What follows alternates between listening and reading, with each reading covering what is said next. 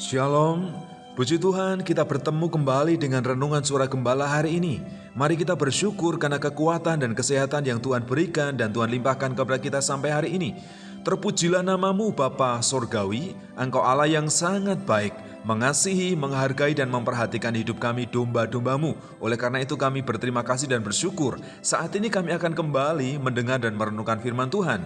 Berbicaralah Tuhan, nyatakan apa yang menjadi kehendak Tuhan untuk kami lakukan hari ini. Dalam nama Tuhan kami Yesus Kristus, haleluya, amin. Tema firman Tuhan saat ini adalah buah roh dari surat Galatia pasal yang kelima ayat 22 sampai ayat yang 25. Demikian firman Tuhan. Tetapi buah roh ialah kasih, sukacita, damai sejahtera, kesabaran, kemurahan, kebaikan, kesetiaan, kelemah lembutan, penguasaan diri. Tidak ada yang menentang hal-hal itu. Barang siapa menjadi milik Kristus, ia telah menyalibkan daging dengan segala hawa nafsu dan keinginannya. Jikalau kita hidup oleh roh, baiklah hidup kita juga dipimpin oleh roh. Setiap orang yang dipimpin oleh roh pasti akan menghasilkan buah-buah roh di dalam kehidupannya. Ia akan hidup dalam kehidupan yang baru, karena buah roh itu yang pertama tentu perbuatan baik.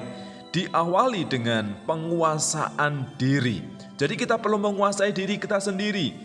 Pikiran, perasaan, perkataan, dan semua tindakan. Dan selanjutnya, buah roh itu akan menghasilkan perbuatan yang baik. Damai sejahtera, kasih, sukacita, kelemah lembutan, dan juga hal-hal yang lain yang berdampak kepada orang lain.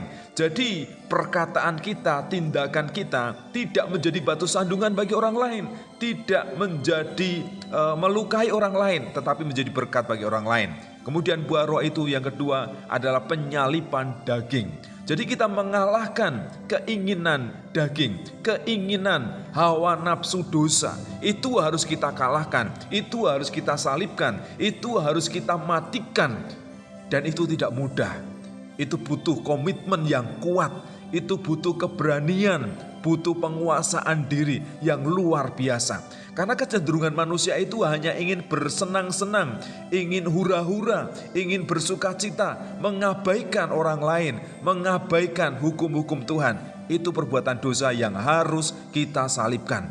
Kemudian yang ketiga, buah roh itu akhirnya membawa kita menjadi penyembah Allah. Jadi penyembahan kepada Allah, tunduk kepada pimpinan roh yang membawa kita menjadi penyembah-penyembah Allah dalam roh dan kebenaran. Kita menyadari keterbatasan kita menyadari bahwa kita ini adalah makhluk ciptaan Tuhan yang harus tunduk kepada Tuhan. Karena hidup dan mati kita ini ada dalam tangan kuasa Tuhan. Kalau kita memiliki kesadaran yang seperti itu, kita akan memiliki rasa mawas diri, menempatkan diri dengan baik, menjauhi dosa, menyembah Tuhan, meninggikan nama Tuhan, dan akhirnya kita menjadi hamba Tuhan yang dikasihi oleh Tuhan.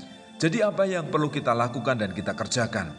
Yang pertama, bukalah hatimu untuk Roh Kudus, supaya Roh Kudus itu berkarya, memimpin, menyertai, dan menguasai seluruh kehidupan kita. Kemudian yang kedua, jangan menuruti hawa nafsu dosa. Keinginan daging itu harus kita kalahkan. Nafsu dosa itu harus kita hancurkan.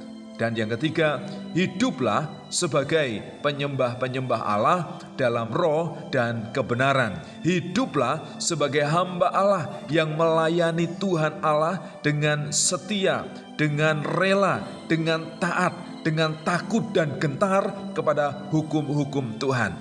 Itulah yang Allah mau. Hiduplah seturut dengan pimpinan Roh Kudus, hingga kita menang terhadap dosa dan menjadi penyembah-penyembah Allah dalam roh dan kebenaran.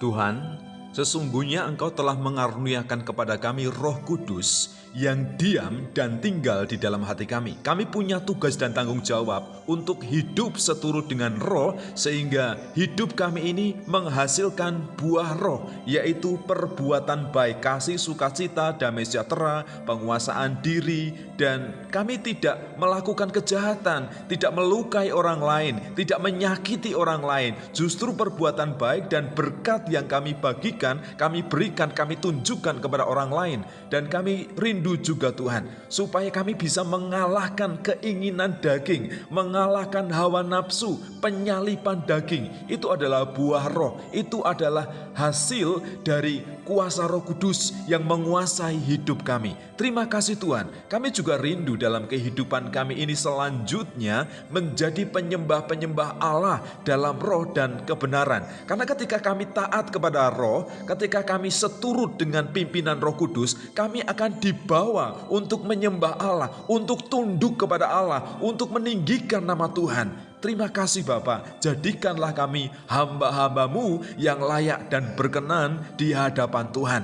Menjadi penyembah-penyembah Allah di dalam roh dan hidup di dalam kebenaran firman Tuhan. Terima kasih Tuhan, bentuklah kami, proseslah kami setiap hari untuk hidup layak di hadapan Tuhan. Terima kasih Tuhan Yesus atas kebenaran firman-Mu. Haleluya. Amin.